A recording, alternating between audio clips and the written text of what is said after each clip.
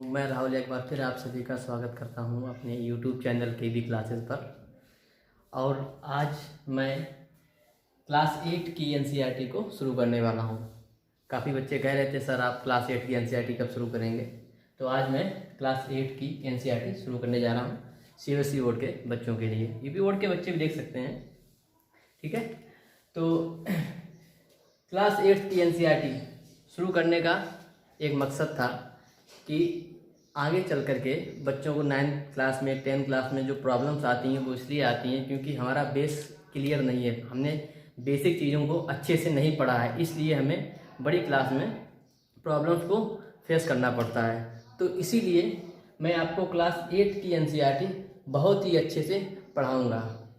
और स्टूडेंट किसी भी विद्यालय या स्कूल में पढ़ता हो और उसके स्कूल में मैथ की कोई भी बुक चल रही हो, उसको परेशान होने की ज़रूरत नहीं है, क्योंकि उसके स्कूल में जो भी बुक चल रही होगी वो NCERT बेस्ड ही होगी। अगर आपने NCERT बहुत अच्छे से समझ ली और लगा ली तो स्कूल बुक से आपका कोई भी क्वेश्चन मिस नहीं होगा, हर क्वेश्चन आप कर पाएंगे बहुत ही अच्छे तरीके से।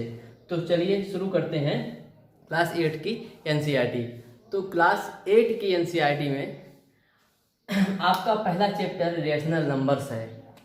तो रेशनल नंबर्स के बारे में हम पढ़ेंगे, रेशनल नंबर्स क्या होते हैं, ठीक है, कैसे इनको पहचानते हैं, अन्य नंबर से ये कैसे भिन्न होते हैं, ठीक है, सामान्य नंबर से ये कैसे भिन्न होते हैं। तो आज हम रेशनल नंबर को बहुत ही अच्छे से सीखेंगे।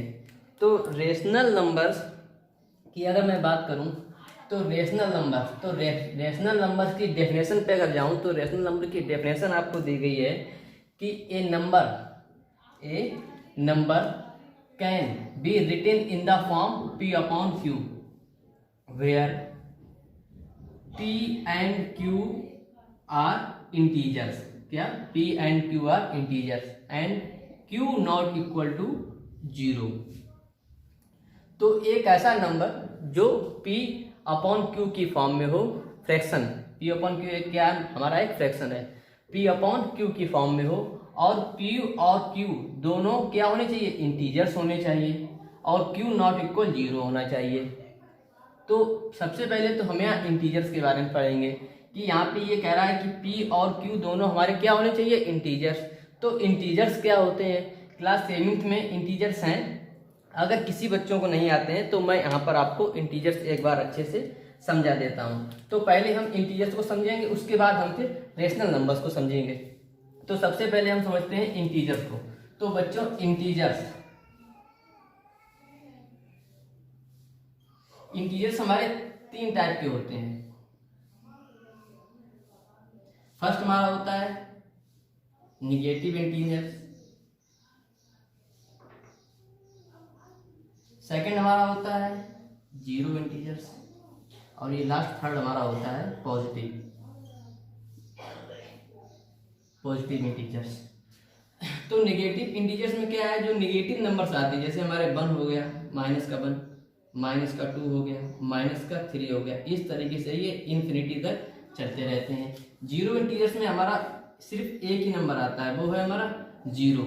और पॉजिटिव इंटीजर में हमारे पॉजिटिव नंबर आते हैं 1 2 3 4, इस टाइप से ये इन्फिनिटी तक नंबर्स सारे चलते रहते हैं। तो हमारे ये इंटीजर्स जो होते हैं 3 टाइप के होते हैं। तो यहाँ पर जो नंबर्स हमारा P/Q की फॉर्म में होगा वो ये इंटीजर्स ही तो होंगे। जैसे कि अगर हम यहाँ पर कोई नंबर लिखें, मान लीजिए हमने यहाँ पर एक नंबर लिखा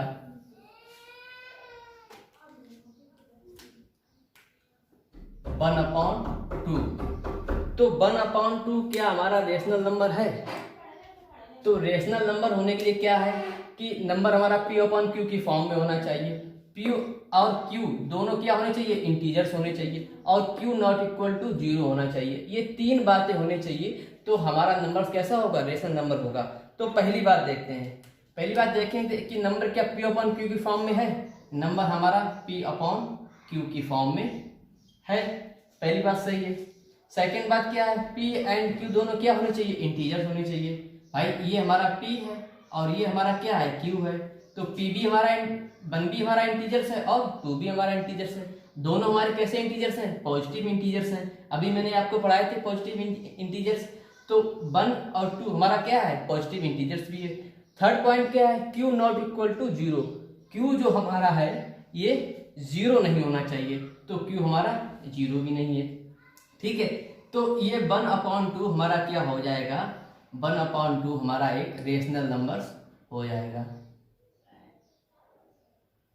रेशनल नंबर। तो 1/2 हमारा क्या हो जाएगा, रेशनल नंबर्स।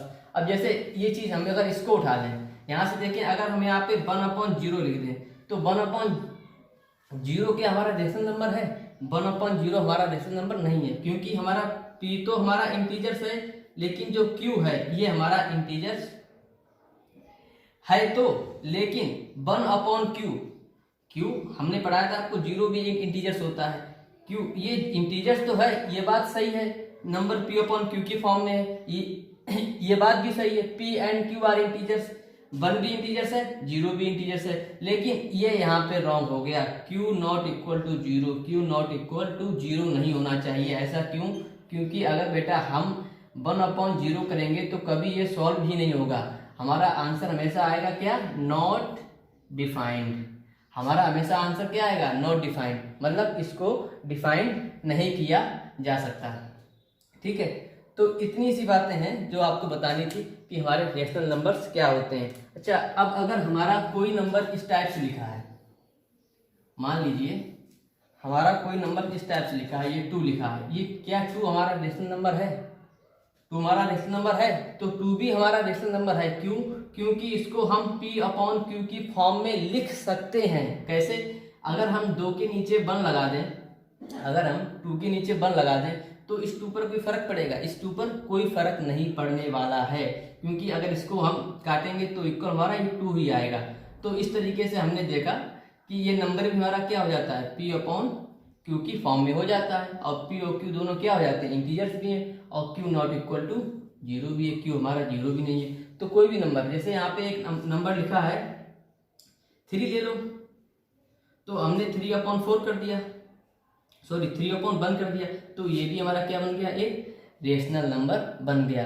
तो कोई भी नंबर रेशनल नंबर बन सकता है अगर उसमें ये 3 चीजें फॉलो हो रही हैं। नंबर हमारा क्या होना चाहिए, p/q की फॉर्म में होना चाहिए। अगर नंबर p/q की फॉर्म में नहीं है, अगर इसको p/q की फॉर्म में बना सकते हैं तो भी हमारा रेशनल नंबर होगा। जैसे मैंने आपको ये दो का एग्जांपल दिया था, इसमें मैंने देखा था कि नंबर p/q की फॉर्म में नहीं है, लेकिन हमने इसको p/q की फॉर्म में बना लिया था, तो ये भी हमारा कैसा नंबर है, रेशनल नंबर है। आगे क्या है, p एंड q दोनों क्या होने चाहिए, इंटीजर्स होने चाहिए। इंटीजर्स मैंने आपको बताए थे कि माइनस भी होते हैं, प्लस शून्य इंटीजर भी होता है, और जितने भी हमारे पॉजिटिव नंबर होते हैं वो सब हमारे क्या होते हैं, इंटीजर्स होते हैं। जैसे अगर हम एक और एग्जाम्पल यहाँ पे ले लें, माइनस इंटीजर का एग्जाम्पल ले लें, तो एक नंबर मैंने यहाँ पे माइनस में ले लिया, -4, तो इसको भी हम -4/1 लिख सकते हैं, तो ये भी हमारा क्या हो जाएगा, एक रेशनल नंबर हो जाएगा। ठीक है, ये भी हमारा एक रेशनल नंबर हो जाएगा। तो माइनस के नंबर भी होते हैं, वो भी हमारे क्या होते हैं, रेशनल नंबर होते हैं। तो आगे हम देखते हैं कि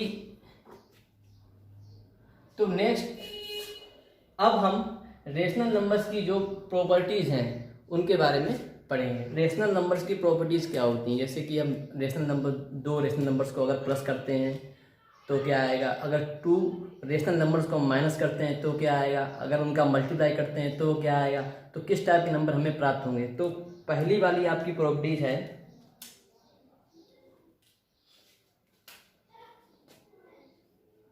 फॉर एनी 2 रेशनल नंबर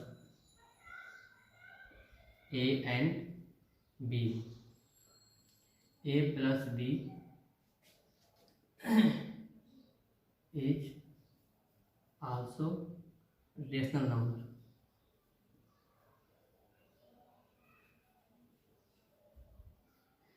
तो फर्स्ट प्रॉपर्टीज आपकी है कि for any 2 rational numbers a and b, कोई भी 2 रेशनल नंबर्स के लिए अगर उन नंबर्स को हम प्लस करें तो हमें जो नंबर्स मिलेगा वो हमेशा कैसा मिलेगा, हमें हमेशा रेशनल नंबर ही मिलेगा। अगर कोई भी टू रेशनल नंबर्स हम ए एंड बी लें और उन दोनों नंबर्स को हम क्या करें, प्लस करें, तो प्लस करने पर जो हमें नंबर मिलेगा आल्सो रेशनल नंबर, तो हमें हमेशा कैसा मिलेगा, हमेशा हमें रेशनल नंबर ही मिलेगा। जैसे कि फॉर एग्जांपल मैं आपको यहाँ पे अगर समझाऊं,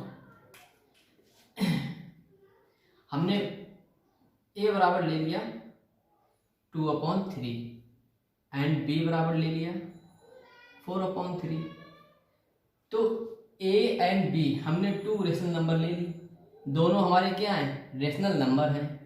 तो अब क्या कह रहा है कि अगर a प्लस बी करें तो भी हमें एक रेशनल नंबर ही मिलेगा।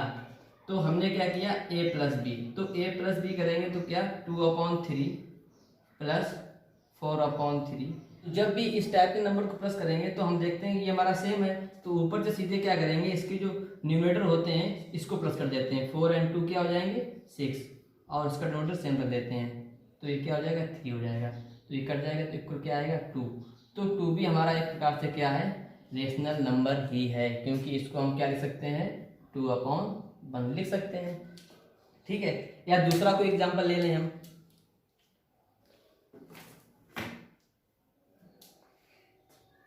चलो उसको हम अब सेकंड एग्जांपल देखते हैं। सेकंड एग्जांपल हमने यहाँ पे ले लिया, ए को ले लिया हमने 3/8 एंड बी इक्वल हमने यहाँ पे ले लिया मान लीजिए -5/7 ले लिया। तो अब जब इन नंबर्स का हम प्लस करेंगे a प्लस बी इक्वल, तो इसको करेंगे तो 3/8 प्लस, अब ये नंबर माइनस में है तो इसको अलग से हम ब्रैकेट में लिखेंगे -5/7। और इस प्रकार की कंडीशन को सॉल्व करने के लिए हम क्या करते हैं, दोनों नंबर्स का क्या ले लेते हैं, एलसीएम ले लेते हैं।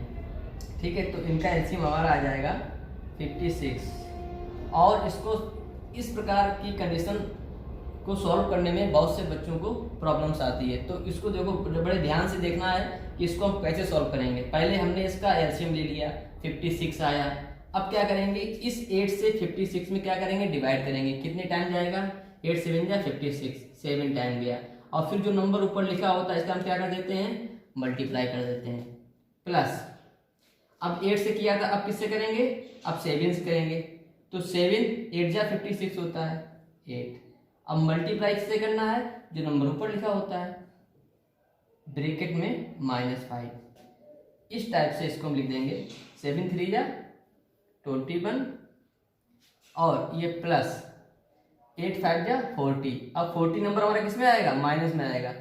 जब भी ये हमारा प्लस का नंबर 8 है, ये माइनस का 5 है, जब भी प्लस माइनस का मल्टीप्लाई करते हैं तो नंबर हमारा किस में आता है, माइनस में आता है।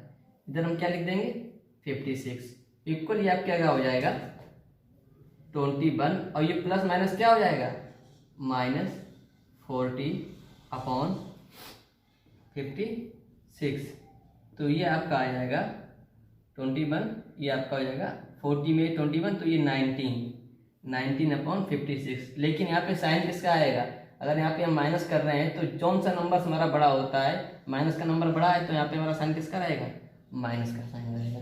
तो इस प्रकार से आपने देखा कि ये भी जो हमें नंबर प्राप्त हुआ है या जो नंबर मिला है, ये हमें कैसा नंबर मिला है, ये हमें रेशनल नंबर मिला है। ठीक है बेटा, तो इस तरीके से हम देखते हैं कि कोई भी टू रेशनल नंबर को अगर हम प्लस करें तो हमें रेशनल नंबर ही मिलेगा, इसके अलावा कोई नंबर और नहीं मिलेगा। तो नेक्स्ट प्रॉपर्टी इसकी देखते हैं। नेक्स्ट प्रॉपर्टी आपकी है, इसको यहीं पे सेंड कर देते हैं, for any two rational number A and B, तो यहाँ पर हम कर देंगे a minus B is also rational number. वो आपकी प्लस वाली प्रॉपर्टीज थी, ये आपकी माइनस वाली प्रॉपर्टीज हो गई। तो for any two rational numbers A and B, a minus B is also rational number, a minus B is also rational number. अगर हम कोई भी टू रेशनल नंबर्स लें और उनको माइनस करें तो हमें जो नंबर मिलेगा वो हमें रेशनल नंबर ही मिलेगा। जैसे फिर से हम एग्जांपल ले लें, अगर हम यहाँ a बराबर क्या ले लें 3/4 ले लें, और b बराबर 1/2 ले लें। तो हम जब a माइनस बी करेंगे तो 3/4 माइनस 1/2 कर दें। अब इसका एलसीएम क्या हो जाएगा, इसका एलसीएम हो जाएगा 4। और फिर मैंने आपको बताया था 4 बन जा 4, 1 टाइम गया, कितना मल्टीप्लाई करना है 3 का, माइनस 2 2 जा 4, 2 टाइम गया, कितना मल्टीप्लाई करना है 1 का मल्टीप्लाई, इक्वल क्या आ गया 3 बन जा 3, 2 बन जा 2 अपॉन में 4, इक्वल क्या आ गया आपका 1/4। तो देखा आपने कि 1/4 हमें क्या मिला, एक रेशनल नंबर ही मिला। तो कोई भी टू रेशनल नंबर का अगर हम माइनस करते हैं तो हमें रेशनल नंबर ही मिलता है। कोई भी टू नंबर्स, तो आपने देखा कि कोई भी टू रेशनल नंबर का अगर हम माइनस करते हैं तो हमें रेशनल नंबर ही मिलता है। तो चलिए फिर इसकी नेक्स्ट प्रॉपर्टी पे चलते हैं। तो इसकी नेक्स्ट प्रॉपर्टीज ये है कि for any two rational numbers a and b, a multiply b is also rational number. Plus वाला भी रेशनल नंबर आता है, माइनस वाला भी रेशनल नंबर आता है। अब देखते हैं मल्टीप्लाई वाला कैसा नंबर आता है। तो हमने यहाँ पर आएगा रेशनल नंबर ही, क्योंकि a multiply b is also rational number. तो a इक्वल हमने यहाँ पे ले लिया 2/3 और b इक्वल हमने यहाँ पे ले लिया 5/2। ठीक है, तो a मल्टीप्लाई जब b करेंगे तो 2/3 मल्टीप्लाई 5/2, तो ये आपका क्या आ जाएगा, चाहो तो कुछ 2 काट दो, अगर नहीं काटना चाहते तो 5 2 जा 10, ये बाद में कट जाएगा, और 3 2 जा 6, अब 2 से काट दो, 2 3 जा 6, 2 5 जा 10, तो ये आपका क्या आ गया 5/3।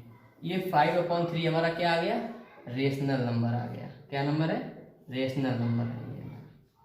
तो किसी का भी अगर किसी भी टू रेशनल नंबर का हम मल्टीप्लाई करते हैं तब भी हमें एक रेशनल नंबर ही मिलता है। अब इसमें एक एग्जांपल और ले लो आप। मान लीजिए a इक्वल हमने मान लिया 0। भाई 0 भी तो हमारा एक रेशनल नंबर है। क्यों, क्योंकि अगर 0 को 0/1 लिखेंगे तो क्या आएगा, 0 ही तो आएगा। तो 0 भी तो हमारा एक क्या है, रेशनल नंबर है। और ये p/q की फॉर्म में भी है, p/q। और p और q दोनों क्या होने चाहिए, इंटीजर्स होने चाहिए। p भी हमारा इंटीजर्स है, 0 हमारा इंटीजर्स होता है, 0 इंटीजर में पढ़ाया था। 1 भी हमारा क्या है, इंटीजर्स है। तो ये p/q की फॉर्म में इसको लिख भी सकते हैं, तो इसलिए 0 भी तो हमारा इंटीजर्स है। तो एक एग्जाम्पल हम 0 वाला भी ले लेते हैं। तो a बराबर हमने ले लिया 0 और b बराबर हमने ले लिया 2। अब यहाँ पर अगर हम a मल्टीप्लाई b करें तो क्या आएगा हमारा, 0 मल्टीप्लाई 2, ये हमें क्या मिलेगा, 0 मिलेगा। तो देखा a एंड b दोनों इंटीजर्स थे और दोनों का मल्टीप्लाई किया, क्या मिला हमें, इंटीजर्स ही मिला। ये भी तो हमारा इंटीजर होता है, हमें इंटीजर्स ही मिला। ठीक है, तो किन्हीं भी टू रेशनल नंबर्स का अगर हम मल्टीप्लाई करते हैं तो हमें रेशनल नंबर ही मिलता है। नेक्स्ट एंड लास्ट प्रॉपर्टी देखते हैं इसकी। नेक्स्ट एंड लास्ट प्रॉपर्टीज हम देखते हैं कि for any two rational number a and b, for any two rational numbers a and b, a divided by b is also rational number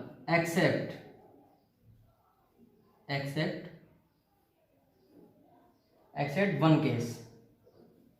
सिर्फ एक case को छोड़ करके। ऐसा कौन सा वो केस है, वेयर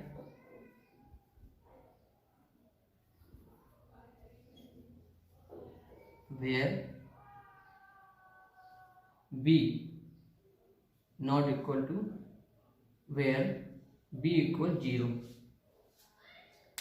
तो कि अगर किसी भी टू रेशनल नंबर का हम डिवाइड करेंगे तो वो भी हमारा रेशनल नंबर ही आएगा, सिर्फ एक केस को छोड़ करके कि b इक्वल हमारा 0 ना हो। अगर b इक्वल हमारा 0 होगा तो हमारा रेशनल नंबर बेटा बिल्कुल नहीं आएगा। जैसे कि इसका हम एग्जांपल लें, तो एग्जांपल हम यहाँ पे इसका लें तो मान लीजिए a बराबर हमने क्या ले लिया, ए बराबर हमने ले लिया 1/2 एंड बी बराबर हमने कोई भी नंबर ले लिया 1/3 ले लिया। तो जब a डिवाइडेड बाई बी करेंगे तो 1/2 डिवाइड 1/3। इस टाइप के नंबर को डिवाइड करने के लिए जिन बच्चों को नहीं आता वो देखेंगे, जब भी हम फ्रैक्शन में डिवाइड करते हैं तो क्या करते हैं, इसका यहाँ मल्टीप्लाई, इसका यहाँ मल्टीप्लाई, तो ये हमारा क्या हो जाएगा 3/2। तो यहाँ पे 3/2 भी हमारा क्या आया, रेशनल नंबर्स। तो ये वाली बात तो हमारी सही है कि for any two rational numbers a divided by b is also rational numbers, लेकिन except one case where b equal 0। ये वाला केस हमने अभी नहीं लिया है, अब इस वाले केस को लेंगे। अब हम यहाँ पे क्या ले लें,